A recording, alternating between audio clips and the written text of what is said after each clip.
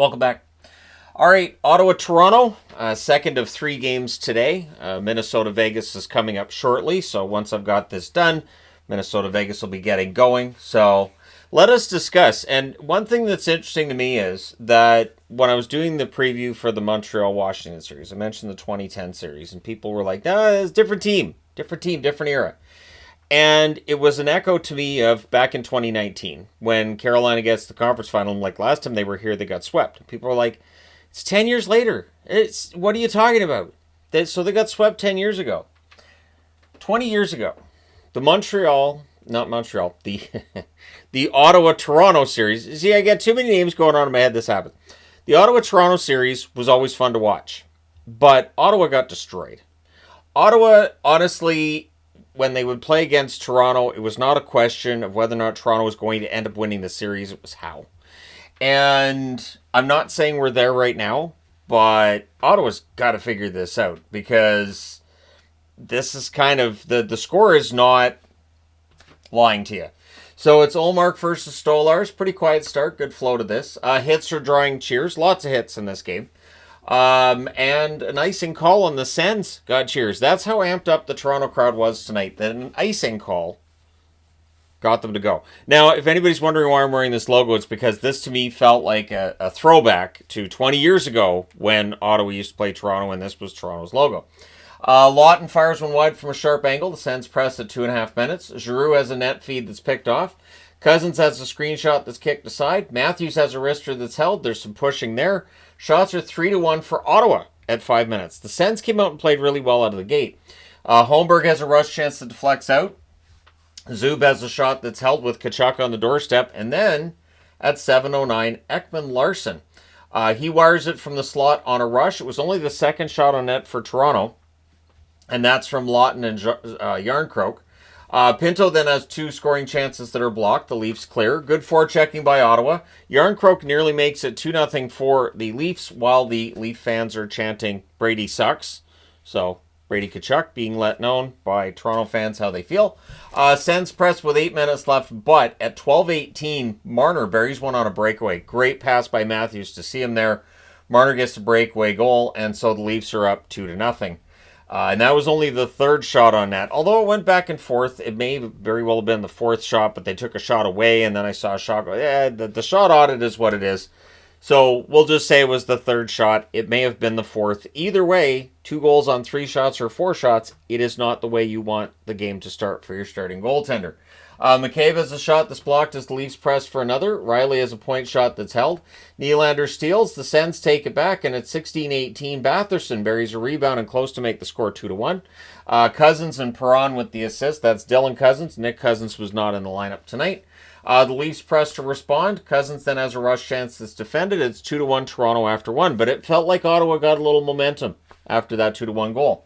But second period, Tkachuk is denied on a fast break, and that was a key moment, one of the many key moments for Anthony Stolarz tonight. The Leafs look for another. The shots are 3-2 for the Leafs at 5.5 minutes. Tavares was down on a cross-check by Ridley Gregg, so the Leafs are going back to the power play. Initially, it's called as 5 minutes. The only reason that they called it a 5 minutes was so they could review it. They review it, and they drop it to 2 minutes on review, which the crowd, and I don't think the Leafs agreed with this either, but Ridley Gregg gets 2 minutes instead of 5. There's an early clear during the power play, and then again. Matthews can't bury one, but on that play, it becomes 44 seconds of 5-on-3, and Craig Berube smartly calls a timeout. And during the 5-on-3, on a face-off win, they score. It is Nylander from Tavares at 7:19. And that was 4 goals for Toronto on 10 shots. Linus Ullmark does not have an extensive track record from his time in Boston. And of course, he didn't make the playoffs in Buffalo. But he was always shaky in the playoffs. And it was so weird watching him in Boston and how he could be great during the regular season. And in the playoffs, there was shakiness there. So I started feeling some echoes of that in this game. Tavares has a chance to save the Leafs cycle. Matthews can't bury one short side. Puck's cleared out. The Sens then kill off the 5-on-4. So the Leafs did have opportunities, but the Sens do kill off the 5-on-4 penalty to keep it at only 4-1. Ekman-Larsson has a chance after that's held. McMahon to Domi, near miss there. Domi has a rush chance that's kicked aside. We get a power play for the Senators. There's an early clear. The Sens cycle. Cousins has a shot that's blocked. puck's cleared. Zetterlund has a slot shot that's saved, and then another clear. The power play's killed off. 2 shots on net. Once again, Stolarz playing very, very well in this game for the Toronto Maple Leafs. Sens press with 4.5 minutes left. They're kept to the outside. The Leafs are doing a pretty good job of blocking the path to the net in that second period and frustrating the Sens. More Sens pressure in the final minute, and then Batherson takes an offensive zone penalty that ends it with 12.6 seconds left. So those offensive zone penalties can be out of frustration. I kind of read it that way, and it's 4-1 Toronto after 2. Third period. The Leafs are not able to set up early in that power play. Good shorthanded play by Highmore. They kill off that penalty. No shots on net for Toronto on that power play. There's a press by Toronto after it's done. Perron fires one wide. The Leafs clear. The Sens are in the process of drawing a power play when they score, which I thought was kind of rude because I was writing it on the board.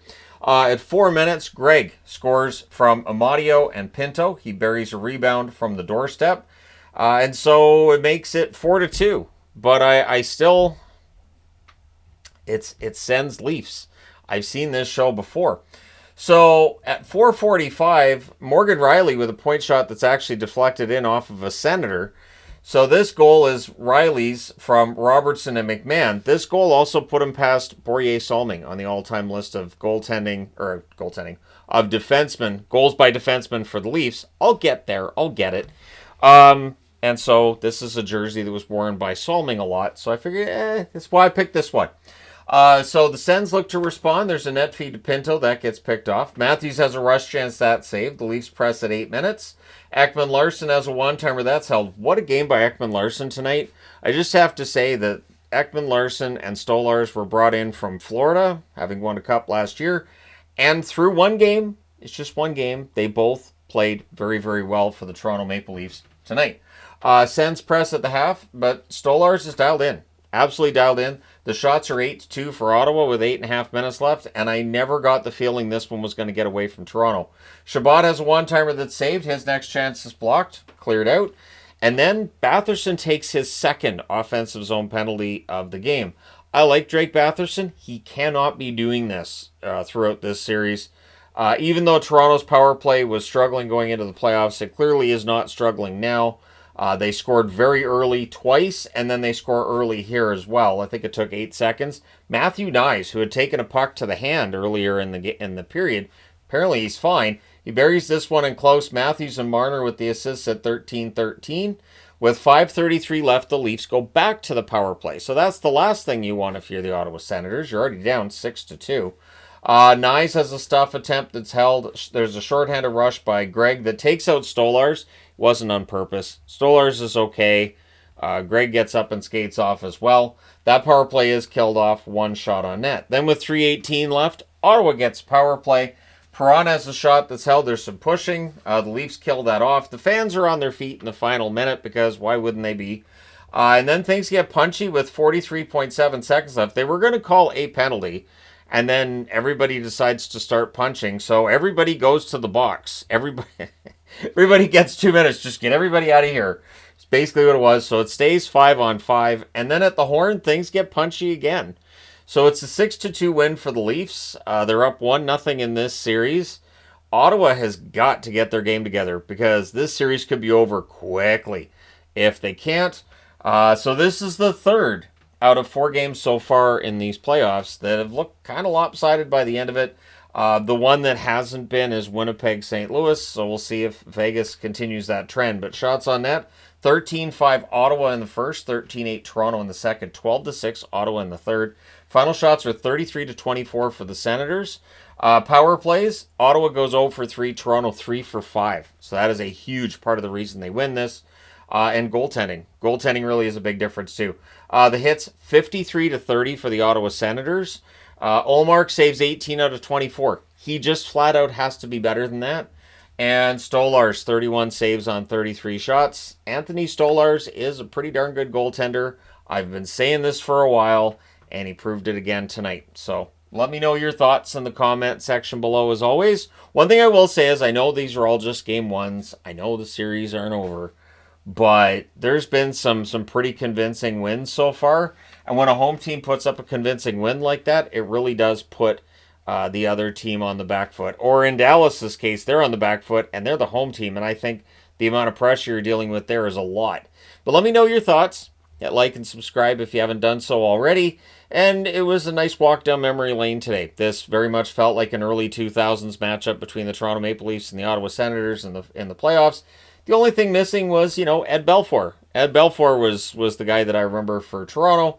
And yeah, so we'll see what happens in game 2 in a couple of days. Thank you guys so much for all your support. It's greatly appreciated. And now I'm going to go and watch Minnesota and Vegas. I will talk to you after that one's done.